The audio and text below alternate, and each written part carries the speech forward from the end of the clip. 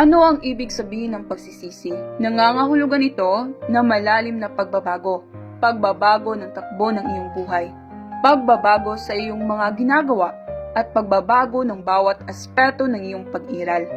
Kapag si Jesucristo ay pumasok sa iyong puso, hindi ka na magiging gaya ng dati. Makakaranas ka ng isang pangunahing pagbabago. Isinasalaysay sa Biblia ang pakikipagtagpo sa isang mayamang tao na hinahangad ang buhay na walang hanggan. Kung ibig mo maging sakdal, humayo ka, ipagbili mo ang tinatangkilik mo, at ibigay mo sa mga dukha, at magkakaroon ka ng kayamanan sa langit, at pumarito ka, sumunod ka sa akin. Sa makatuwid, ang pagtatamo ng buhay na walang hanggan ay hindi lamang isang bagay na sinasabi sa Diyos. Narito ako, Panginoon, naniniwala ako sa iyo.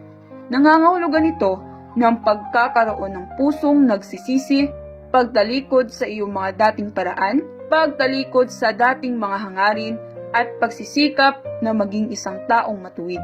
Dapat mong ipahayag, Panginoon, nagkasala ako, sinuway kita, nais kong magsisi. Panginoon, bigyan mo ako ng lakas na sundin ang iyong kalooban at aanyayahan ka na manahan sa aking puso. Handa ka bang tanggapin ang pagsisisi sa ganitong paraan?